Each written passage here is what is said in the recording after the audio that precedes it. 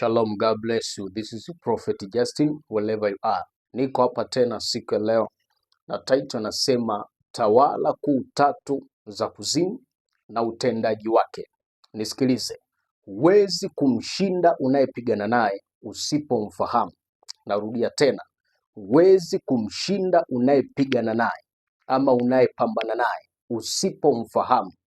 Badala yake utajikuta ni ghafla kufumba na kufumbua amekupiga wewe.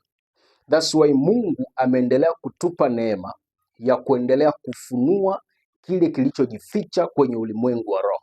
Na siku ya leo nitakutajia tawala kuu tatu na ndo maeneo makubwa matatu ya kuzimu na namna yanavyotenda kazi kuliathiri kanisa la Mungu pamoja na maisha ya wanadamu. Utawala wa kwanza uko chini ya ardhi, yaani kuzimu, chini.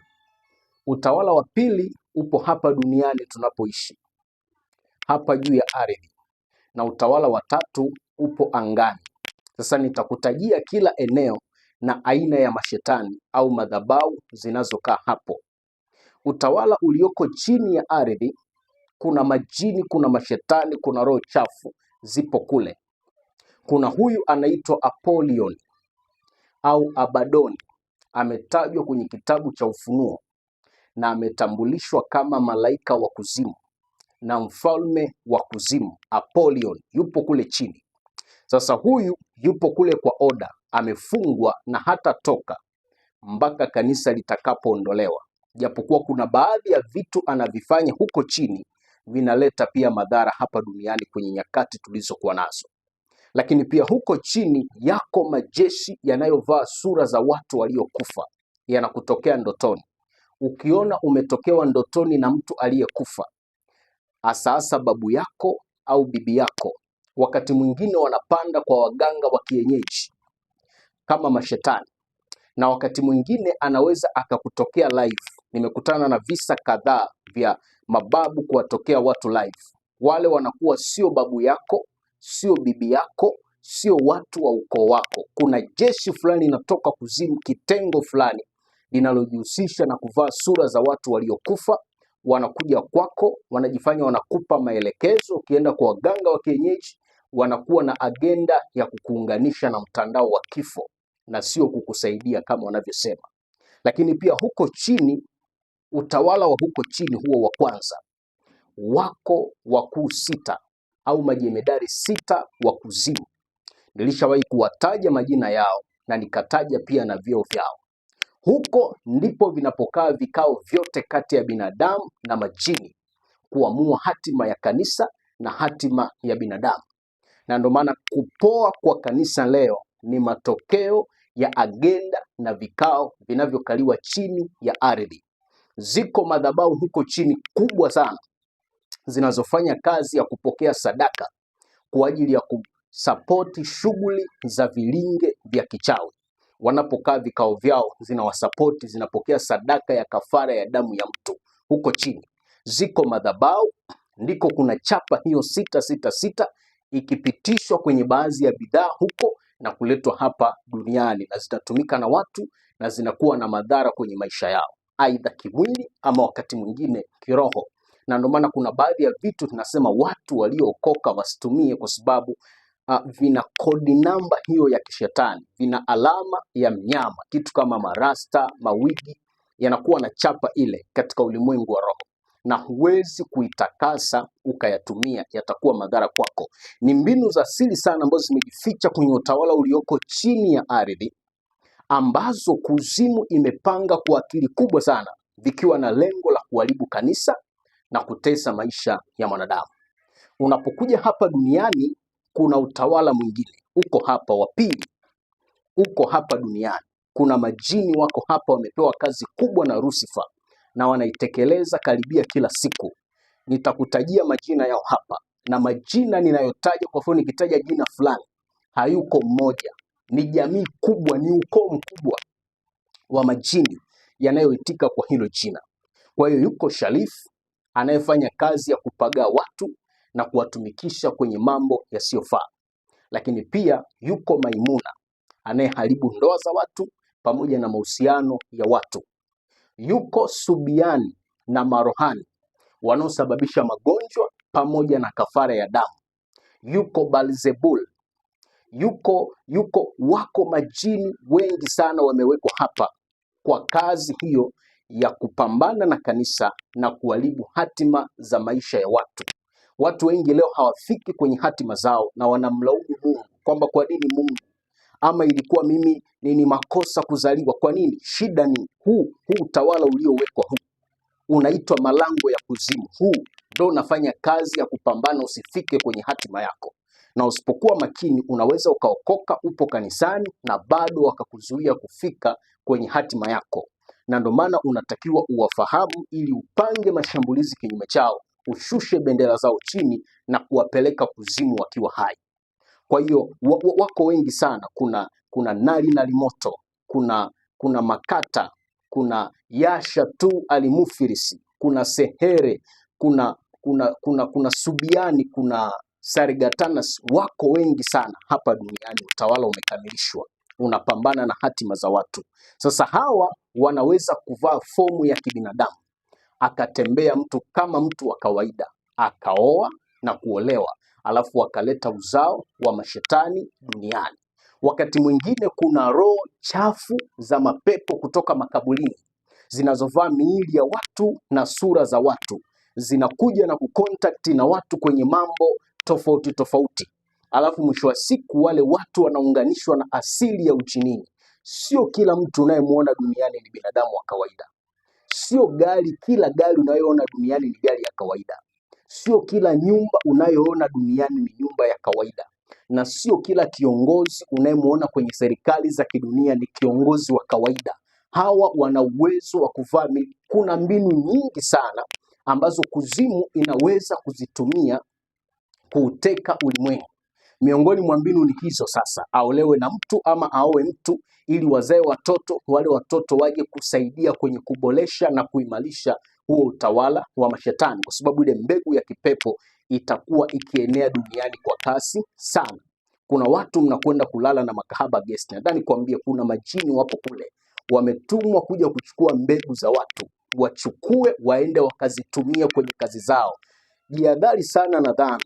Dhambi yoyote aifanyayo mwanadamu inamtenga na uso wa Mungu na inafungua mlango wa huyo mtu kushambuliwa na haya maroho. Haya maroho yatapagaa watu wawe wasagaji, watu wajichue, watu wawe mashoga, watu wawe wazinzi, na hiyo itaenda hivyo. Kuna yule binti ambaye alikuwa akijiuza, kumbe ni jini, na mwanaume yote aliyethubutu kulala naye, anapokwenda yule mwanaume kukutana na mke wake, ikitungwa mimba linazaliwa toto la ajabu. Ndondocha sio ndondocha, chizi sio chizi, zuzu sio zuzu, linazaliwa toto la ajabu ajabu. Lakini yule binti akawa anasema ni mbegu nilikuwa naipandikiza kwa watu wale ninaokutana nao. Unaona sasa uzao wa mashetani unaletwa duniani. Na ndio maana Yesu anakataza zinaa pamoja na dhambi nyingine zisifanyike, kwa sababu zinafungua milango. Kwa hiyo hizi tawala target yao kubwa ni kanisa lishuke hai kuzimu. Utawala wa tatu hapo angani linakwenda sasa hapo.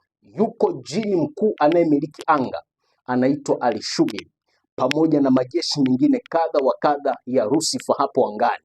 Kuna majoka hapo yasiyoweza kutamkika. Kuna majini hapo, kuna mashetani yenye appearance tofauti tofauti. Kazi yao ni kupambana na maombi yako, kupambana na hatima yako, na wanapokuwa huko juu wanafanya pia kazi ya kuzaa uchafu, kuwakosesha binadamu na Mungu wao, yaani watende dhambi, na kuwafanya watu wasifike kwenye hatima zao. Shetani aliitwa mkuu wa anga kwa sababu yuko angani. Anaitwa mungu wa dunia hii kwa sababu kuna area fulani ameiteua hapo angani, anakaa na majeshi yake. Lakini pia kuna kitu ukisoma kinaitwa malkia wa mbingu. Wana mbingu yao wamejitengenezea hapo angani, wanafanya kazi ya kusonga maisha ya mwanadamu. Sasa nani kwambie hivi, hizi tawala za mashetani zina mipango mikubwa na mibaya dhidi ya kanisa. Zina mipango mikubwa na mibaya dhidi ya watu wanaoishi ulimwenguni. Kuna magonjwa mazito yatakayoua watu, mfano wa mtu anayepitisha moto juu ya siafu. yanapangwa yatokee hapo mbele, miaka inayokuja mbele. Kuna matukio mazito, ajali na vifo vya kutisha mara kwa mara vinavyoendelea kupangwa na hizi tawala. Nataka nikwambie niki hapa, shetani hajawahi kuwa na urafiki na mtu na hajawahi kuwa na huruma na mtu. Akikuonyesha na huruma hapa ni huruma ya kinafiki. Moyoni mwake anakenua meno ya simba, meno ya chuma, lakini ukimwangalia physically anaonekana ni kama mtu mwenye upole. Na miongoni mwa watu sasa wanaoisaidia kuzimu kazi katika kuua nguvu ya kanisa, kuua watu, makafara na vitu vingine, ni hawa ambao nimekuwa nikipambana nao mara kwa mara, wenye mfano wa kondoo lakini kwa sirisiri wanakana nguvu za Mungu, nikimaanisha mitume na manabii wa uongo, wachungaji wa uongo, wainjilisti na walimu wa uongo. Hao ambao ninawashuti mara kwa mara, hao ndo wanatumika kwa karibu sana na kuzimu kuhakikisha wanafyonza nguvu ya kanisa, kuhakikisha wanatoa watu makafara kila siku, wanaua watu na kuwatelemsha watu kuzimu. Kwenye makanisa yao kuna makafara makubwa yanatolewa kila baada ya kipindi fulani, watu wanakufa, na wanapokufa, kwa mfano wakifa 30 wanaongezeka 200 watakaokuja kuabudu hapo. Kwa hiyo itakuwa ni vigumu sana kuona kwamba kanisa limepungua, lakini hii ndo siri iliyojificha kwenye ulimwengu wa roho. Kwa hiyo hao watumishi wa uongo hao wanatumika na kuzimu, na ndio maana ni miongoni mwa watu ambao Yesu alipokuwa duniani alikuwa akiwakemea hadharani. Lakini pia waganga wa kienyeji pamoja na wachawi nao pia wanatumika na kuzimu kuhakikisha agenda zile za kipepo zinaenea duniani. Na ndio maana mchawi hatakiwi kuishi kanisani. Ukisoma maandiko yanasema usimuache mwanamke mchawi kuishi. Mnaposali na mchawi kanisani, anachukua mipango mnayopanga anapeleka kwenye vikao vya kishirikina, and then wanapanga mashambulizi kinyume chenu kuzuia kile mlichopanga kufanya. Kama ni kununua vyombo watazuia, kama ni kukarabati kanisa watazuia. Ni watu wanaotumika na kuzimu katika kuhakikisha ule mkakati wa giza unafanikiwa. Na vipo vikao sasa ambavyo hizi tawala zinakaa karibia kila siku, na vipo vyama vingi sana vya kishetani pamoja na kabila nyingi sana za kishetani. Hao Freemasons, hao ni chama cha kishetani chenye makafara makubwa kwa ajili ya kudhoofisha. Na ndio maana uko hapa umeokoka kanisani, lakini unaposikia nyimbo ya msanii fulani wa kidunia unajikuta inakuvutia kuisikiliza, na wakati wewe ni mlokole. Ni nguvu ya makafara na masadaka wanaoyatoa kwenye ulimwengu wa roho. Wako wachawi pamoja na vyama vyao vyote, kuna vikao wanakaa. Wanaweza wakakaa chini ya bahari kikao, wanaweza wakakaa chini ya miti mikubwa, wanaweza kwenda kukaa kwenye milima mirefu. Na ndio maana ukipata nafasi ya kuomba usiku wa manane, pangua vikao vyote vya wachawi vinavyofanyika katika jina la Yesu. Wanakaa kuamua hatima za watu, wanakaa makaburi, wanakaa maeneo tofauti tofauti. Sasa kwenye hizo tawala kuna level au renki mbalimbali, na kila level ina aina ya sadaka inayopokea kwenye ulimwengu wa roho. Na ndio maana Mkristo ambaye ni mvivu kwenye sadaka, hata zaka zake hatoi madhabahuni, huyo ni rahisi kushambuliwa na hizi tawala. Kwa mfano, kuna level ya wafalme, wanapokea sadaka ya mtu anachinjwa kabisa, anauawa, analiwa akiwa yuko hai mpaka anapokufa. Kuna level ya wenye mamlaka, kuna level ya wakuu, kuna level ya majeshi ya pepo wabaya, wana sadaka zao na wanatofautiana nguvu.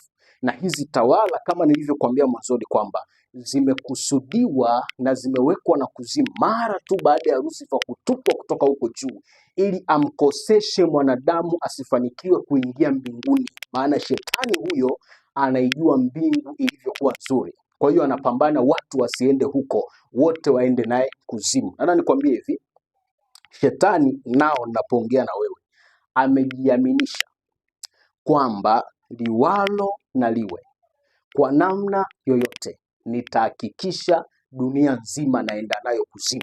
Na hata hapa sasa anaamini kwamba dunia nzima hii atatumbukia nayo kuzimu.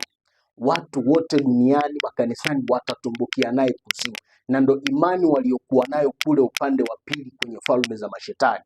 Hawanaga kitu kinaitwa kusitasita. Wao wanajiaminisha jambo linawezekana, hata kama wanajua halijawahi kuwezekana kuanzia dunia ilipoumbwa. Wanajiaminisha kwamba inawezekana, na ndio maana wamefanikiwa kufyonza nguvu ya makanisa. Nao makanisa hayaombi tena, nao makanisa hayafungi tena, nao makanisa yameacha kuhubiri ukweli. Wanahubiri kulingana na matakwa ya watu na sio matakwa ya neno na Roho Mtakatifu. Kwa sababu amekuja mgeni kanisani anatupesa pesa na kidogo maisha yake hayako sawa, au kwa sababu kiongozi fulani wa serikali wanasali naye wanajua maisha yake hayako sawa, basi unakuta wanabagua baadhi ya dhambi za kukemea, nyingine hazikemewi. Na ukiwepo hapo maskini, yani wewe utakuwa ndo mfano wa kukemewa kila siku. Yaani wewe utatengwa kila siku, lakini wale wengine wanaachwa. Kanisa limekuwa na upendeleo. Kanisa limekuwa halina umoja tena. Watu hawana umoja. Huyu anamsema huyu, huyu anamsengenya huyu, huyu anamponda huyu kwa namna isiyofaa, na wote ni watakatifu, wapo makanisani. Kwa hiyo kuzimu wana umoja. Wanapofanikiwa kuua umoja wa makanisani, tafsiri yake ni kwamba ile kuzimu itaingia wapi? Makanisani. Na ziko agenda nyingi sana za kuzimu za hizi tawala kuu tatu ambazo zimefanikiwa kuingizwa makanisani. Ni ile walikaa kikao wakasema hivi, na kwa kufanya hivyo tutafanikiwa kuingiza dunia kanisani na kanisa kuliingiza duniani. Na ndio maana leo utaona sasa makanisani wachungaji wanatamani kuwa maaskofu, mzee wa kanisa anatamani kuwa mchungaji, shemasi anatamani kuwa mchungaji, aliye na mke mmoja anatamani kuongeza mke wa pili na watatu. Lakini pia utaona mpaka masuala ya uchezaji wa mpira, timu za mipira yameingia mpaka makanisani. Masuala ya kuvaa nusu uchi yameingia mpaka makanisani. Masuala ya kukata viuno madhabahuni yameingia mpaka makanisani. Dunia imechukuliwa kama ilivyo, wameikopi mahali fulani wakaiingiza kanisani, na kwa kufanya hivyo kila siku kanisa linapoa nguvu. Na kanisa linapodhoofika nguvu, tafsiri yake ni kwamba shetani akiamua kuua anaua, akiamua kuchinja anachinja, akiamua kuiba anaiba. Kwa nini anapata huo mlango? Kwa sababu kanisa limepungua nguvu za kiroho. Ni kweli mtajulikana kama watumishi, ni kweli kwa sehemu fulani lile jina la Yesu litakuwa lina utendaji wake hapo, lakini kiuhalisia mnakuwa mmepoa. Yesu atafanya tu vitu hapo kwa sababu ya kulinda heshima ya jina lake, lakini kiuhalisia mtakuwa mmepoa. Mungu awabariki, Mungu awape neema. Katika vitu vya msingi mtu unayenitazama unatakiwa kuvifanya ili kuyashinda malango ya kuzimu. Mwambie Mungu akupe macho ya kiroho uone unaopambana nao. Mwambie Mungu akupe masikio ya kiroho usikilize information ya Roho Mtakatifu wakati wa vita. Na mwambie Mungu akupe nguvu na uwezo wa kuishinda dunia na mambo yaliyomo katika dunia. Tamaduni za kisasa na za namna ya mashetani zitawakosesha wengi mbingu. Mungu awabariki sana. This is the Prophet Justin. Shalom.